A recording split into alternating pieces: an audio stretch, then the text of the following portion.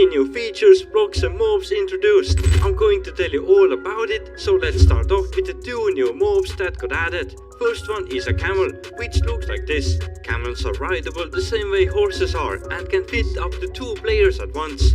They have 16 hearts of health and can naturally only spawn in desert villages. Camels can be bred with a cactus, which is nice because cactus didn't really have many uses before that. Camels can walk over 1.5 blocks high obstacles, and thanks to them being so tall, some of the mobs can't even attack you when riding a camel. Unique to the camels is also the ability to walk, sprint or dash over 10 blocks forward. This can help you clear different gaps when riding the camel. Overall, I think they are a great addition to make the deserts a bit less empty, and also I think they look pretty cute when laying down. But let's not forget about the other mob, the Sniffer, and he looks like this. The Sniffer is an ancient passive mob that does not spawn naturally and can only be hatched from Sniffer eggs that you can find from Archeology. I will talk about Archeology a bit later. Sniffer can sniff and dig seeds for various unique decorative plants out of the dirt and moss blocks. After sniffing out the seed, the Sniffer has to wait 8 minutes before it can sniff out any more seeds. But what seeds can Sniffer find? Well, for that we have 2 new ancient plants. The first one being the torch flower. Its seeds can only be obtained from a Sniffer, and they can be used to breed chickens and Sniffers or to tame parrots. Other than that, when grown up, the torch flowers are just a nice decoration. The second new plant we got is a pitcher plant. Its seeds can only be obtained again from a Sniffer, and the pitcher plant can be used to craft cyan dye. Other than that, again, they are just a nice decoration. But now something a bit more interesting, a new type of sign called the hanging sign. It can be crafted like this out of all the different wood types. There are 3 variants of the hanging signs. The first one looks like this and just hangs below a block. The second option is hang it from a fence, and then that is how it would look like. And the third option, also my favorite, is to hang it from the side of a block like this. Although the text area is smaller than the regular sign, I think they are a great addition to the game and just look nice. But that is not all with signs. Going on from 1.20, we will be able to edit the signs once they are placed. That means we don't have to break the sign anymore to add or delete any text. And if you want to lock your signs so no one can edit it, just wax it like this. Now the text can't be changed anymore. And another new feature regarding the signs is the ability to write to both sides of the sign. So depending on which side you look at, you could have different texts. Talking about updates, if you want to start a fresh sport together with your friends, post on wisehosting.com because it already has the version 1.20 available.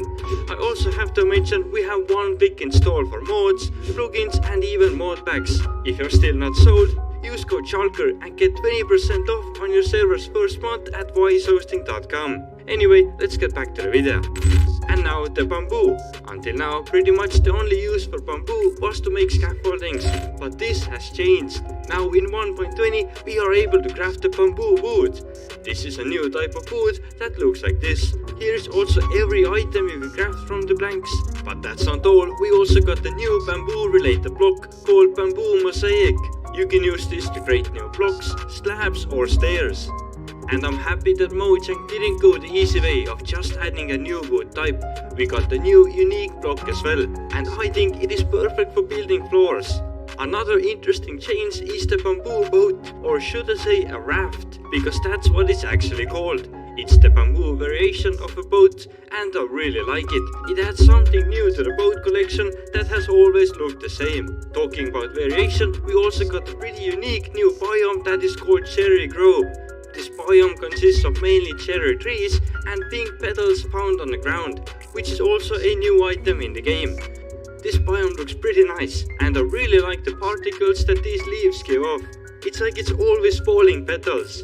And as you might have already guessed, with the new trees, we got a new type of leaves, logs and cherry wood that looks like this. And here are all the items you can craft out of the pink wood. I can't say that I love the pink color, but it's nice to see more colors being added. It might even fit into some of the builds, but we have to try it out ourselves pretty soon. But that is not all with the new biomes and structures. 1.20 also introduces a new trail ruin structure. But what is it exactly? A trail ruin is a buried structure that works as an archaeology site. Most of it is underground, as you can see, but it is meant to be explored and dug out. And what we can do is use the new item called the brush. It can be crafted like this, and brushes can be used to brush out 2 new blocks in this update: the suspicious sand and suspicious gravel. The suspicious gravel can be found in cold ocean ruins and trail ruins, and the suspicious sand can be found in desert pyramids, desert wells, and warm ocean ruins.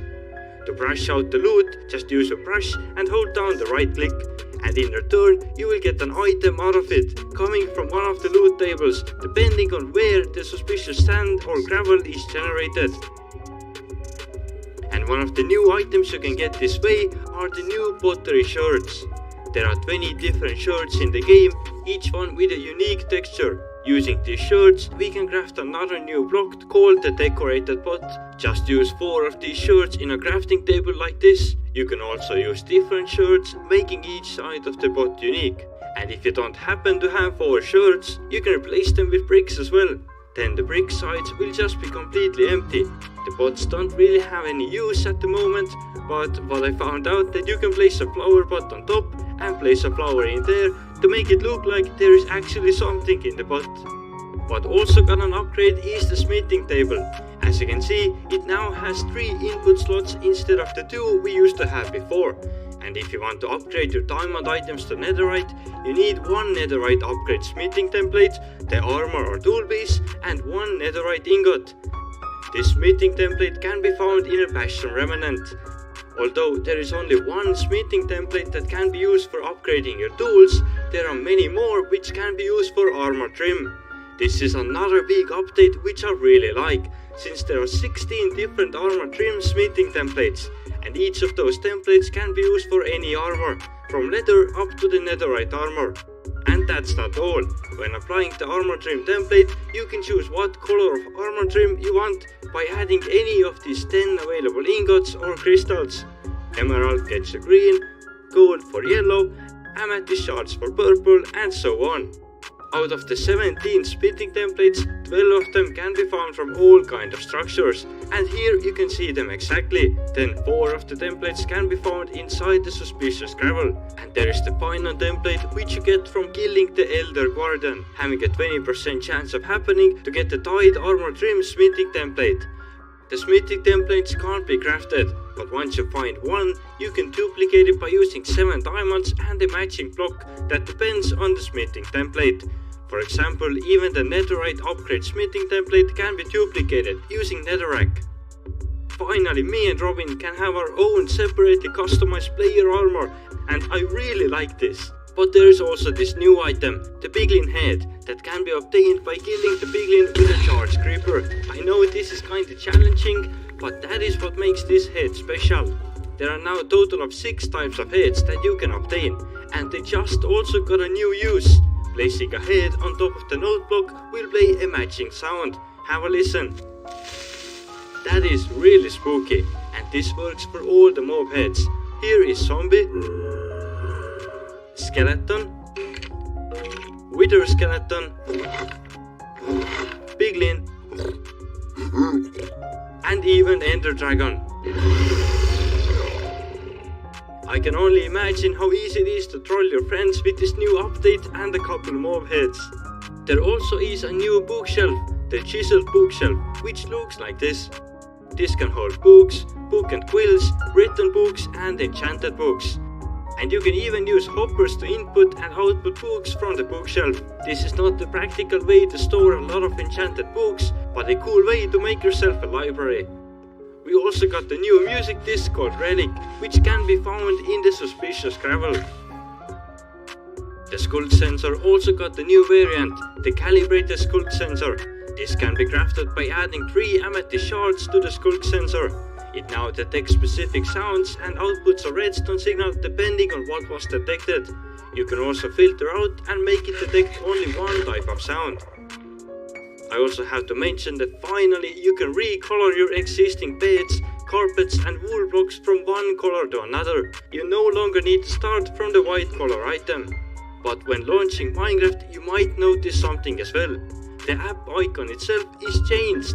This is the new icon. It used to be grass beforehand, but now it's even more high quality grass. But the change that I really like is the new Minecraft logo on the main screen. Compared to the old one, it looks like we just upgraded our resolution to 4K. Well done, Mojang.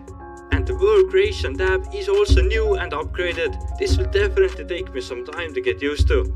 Oh, and the advancements. We got 8 new ones. Here is a list of those. And if you like completing those, then I am sure you are happy.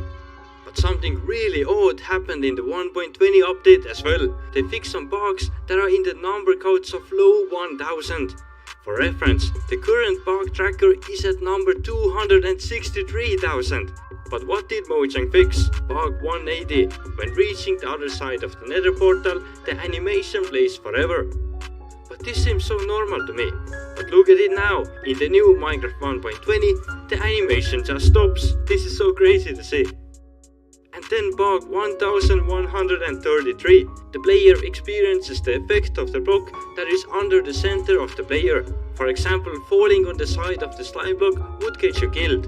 In the new 1.20, even when just hitting the smallest area of the slime, you still survive. This is what I like. There is a link below the Minecraft wiki, so you can scroll down and see all the bug fixes that they did.